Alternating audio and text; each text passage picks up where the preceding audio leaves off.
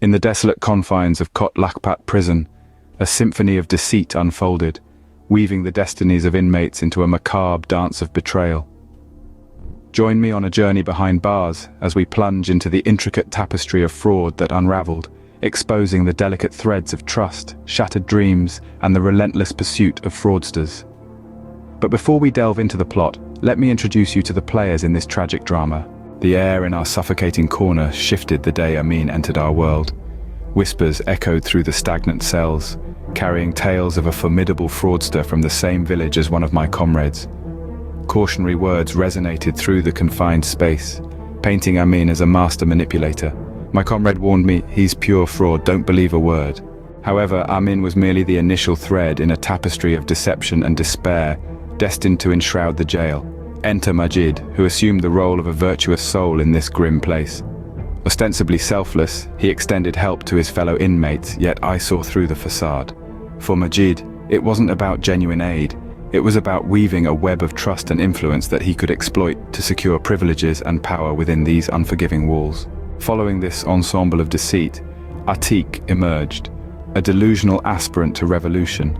He harbored the belief that he could initiate a cult and ignite a political movement from behind these bars. His dreams were extravagantly grand, his ambitions wildly fervent, to the extent that he started to lose himself in the fabrications he spun.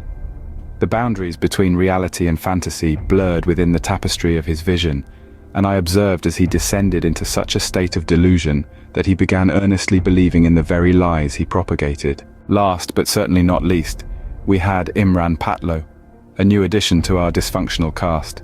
He boasted about hailing from the UK, parading around with an air of snootiness and superiority. However, the reality was that he was a destitute con artist, possessing scant knowledge about the intricate legal complexities of his case. It had become my inclination to guide newcomers through the intricacies of their cases, aiding their acclimatization to this harsh new reality. Imran Patlo was no exception, quickly turning to me for advice on the legal implications of the major cases entwined within the confines of these prison walls. A chain reaction unfolded, a web of deceit and betrayal that transformed our small, interconnected world into a vortex of treachery. Months later, my release arrived, marking a bittersweet moment of freedom. 6 months after my release, a confidant of mine was also set free from Kot Lakhpat jail. He recounted the events that had transpired, shedding light on the unfolding narrative. Amin approached Majid, pledging to secure his release by bribing the judge overseeing Majid's case. He spun a tale of friendship between his wife and the judge, insinuating that the right price could sway the decision. Desperate for freedom, Majid entrusted Amin with 150,000 rupees, convinced that Amin would fulfill his promise. However, Amin had ulterior motives. Instead of using the money to aid Majid, he secured his own bail, leaving Majid stranded, a casualty of his misplaced trust. Having secured his own release through conventional channels, Majid shifted his scheming focus to Ateeq.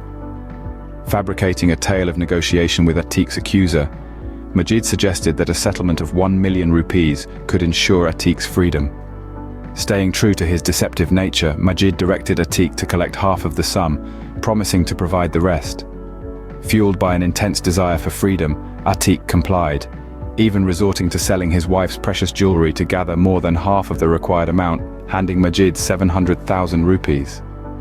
However, when the time arrived for Majid to honor his commitment, he vanished with the money, leaving Ateeq cheated and broken, his dreams of liberty shattered. Immersed in his own delusions of political revolution, Ateeq subsequently embarked on a fraudulent spree, seeking to persuade fellow inmates to join his political party.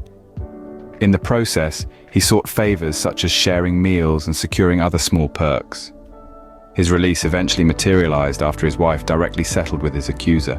In the labyrinth of fraudsters defrauding each other, the saga continues with Imran Patlo, taking the art of deception to unparalleled heights. Within the prison confines, he erected a flourishing fraudulent enterprise, parading around with a notepad and pen, assuming the persona of a seasoned legal expert. Astonishingly, just a few months earlier, he was entirely ignorant, absorbing knowledge from me. Imran skillfully convinced fellow inmates, many of whom were illiterate, that he could secure bail or provide assistance with their cases. He intricately scribbled in English on pieces of paper, presenting them as legitimate legal applications, and proceeded to charge exorbitant fees for his services.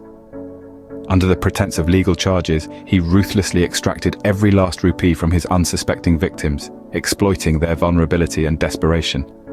As I absorbed the narratives of betrayal and deceit that unfolded post my release, I found myself contemplating the intricate facets of human nature and the depths to which individuals would descend in pursuit of their desires, even within the unforgiving confines of Kot Lakhpat Prison. It served as a poignant reminder that trust, a precious commodity, is often scarce in a world where survival necessitates sacrifice, and where the line between victim and perpetrator becomes blurred in the relentless pursuit of freedom and hope. What struck me most was the ironic twist that all four characters, initially incarcerated for fraud, persisted in their duplicitous endeavors even behind bars. It struck a chord with the age-old adage, "A man's got to do what a man's got to do." It became evident that regardless of their surroundings, a fraudster would continue to commit fraud, showcasing the enduring nature of their pursuit, even within the confines of incarceration. Thank you for watching AIK Dastaan, where every tale is a testament to the human spirit and every voice resonates with the truth as they perceive it.